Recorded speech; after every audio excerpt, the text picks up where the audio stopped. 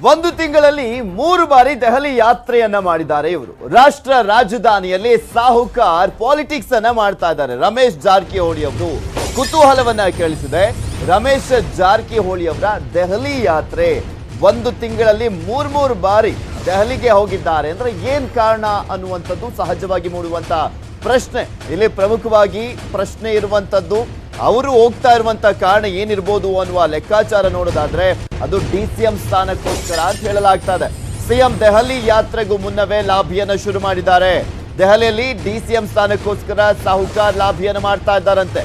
ಇವತ್ತು ಕೂಡ ದೆಹಲಿಯಲ್ಲೇ ರಮೇಶ್ ವಾಸ್ತವ್ಯವನ್ನ ಹೂಡಿರುವಂತದ್ದು. ಸಚಿವರು ಕೊಟ್ಟ ಮಾತಿನಂತೆ ಡಿಸಿಎಂ ಪಟ್ಟ ನೀಡದಂತ ಹಿನ್ನೆಲೆಯಲ್ಲಿ ಮಾತನ್ನ ಉಳಿಸಿಕೊಳ್ಳುವಂತೆ ಸಾಹುಕಾರ್ ಒತ್ತಡವನ್ನ ಹಾಕ್ತಾ ಇದ್ದಾರಂತೆ. ತಮ್ಮ ದೆಹಲಿಯ ಪ್ರವಾಸದ ಸಂದರ್ಭದಲ್ಲಿ ಡಿಸಿಎಂ ಹುದ್ದೆಗೆ ರಮೇಶ್ ಜಾರಕಿಹೊಳಿ ಅವರು ಪಟ್ಟನ್ನ ಹಿಡಿದಿರುವಂತದ್ದು.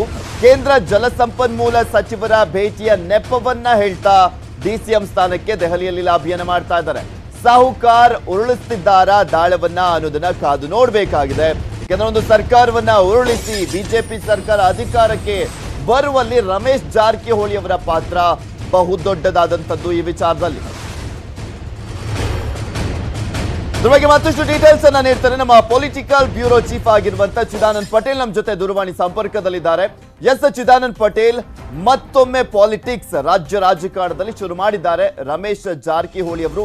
ಅದರಲ್ಲಿ ತಂತ್ರಗಳು ಮಾತ್ರ ಬೇರೆ. ಇಲ್ಲಿ ಸ್ಪೆಷಲಿ ಈ ಒಂದು ಕನಸಿಗೆ ನೀರೆರಿತಾ ಇರುವಂತವ್ರು ಯಾರು ಅಂತ ರಮೇಶ್ ಜಾರಕಿಹೊಳಿ ಅವರಿಗೆ ಯಾರ ಬಳಿ ಇವರು ತಮ್ಮ ಪಟ್ಟನ್ನ ಹಿಡ್ಕೊಂಡು ಕೂತಿರುವಂತದ್ದು? ಯಾಕೆಂದ್ರೆ ಅಮಿತ್ ಶಾ ಅವರು ಬೇರೆ ಆಸ್ಪತ್ರೆಯಲ್ಲಿದ್ದಾರೆ. ಸರ್ಕಾರ ರಚನೆ ಆಗಿರುವಂತದ್ದೇ ಕಾಂಗ್ರೆಸ್ ಮತ್ತು ಜೆಡಿಎಸ್ ನಿಂದ ಬಂದಿರತಕ್ಕಂತ ಅತೃಪ್ತ ಶಾಸಕರ ಕೂಟದಿಂದ.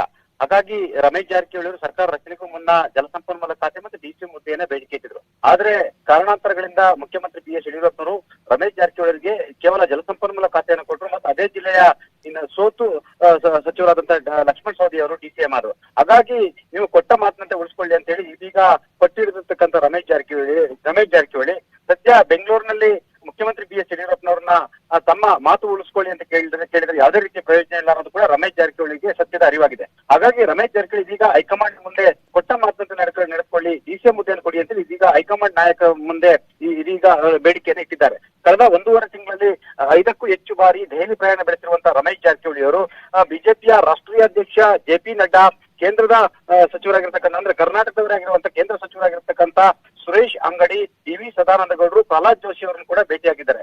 ಒಟ್ಟಾರೆ ಪರೋಕ್ಷವಾಗಿ ಡಿಸಿಎಂ ಹುದ್ದೆಗೆ ಲಾಬಿ ಮಾಡ್ತಿರುವಂತಹ ರಮೇಶ್ ಜಾರಕಿಹೊಳಿ ಅವರು ಇವತ್ತು ಕೂಡ ಕೇಂದ್ರ ಜಲಶಕ್ತಿ ಸಚಿವರ ಭೇಟಿಯ ನಂತರ ಬಿಜೆಪಿಯ ಪ್ರಮುಖ ನಾಯಕನ ಭೇಟಿಯಾಗುವ ಸಾಧ್ಯತೆ ಇದೆ ಅಂತ ಹೇಳಲಾಗ್ತಿದೆ. Prithviraj. Okay, thank you Chidanand Patel ನಿಮ್ಮೆಲ್ಲ ಡೀಟೇಲ್ಸ್ಗಾಗಿ.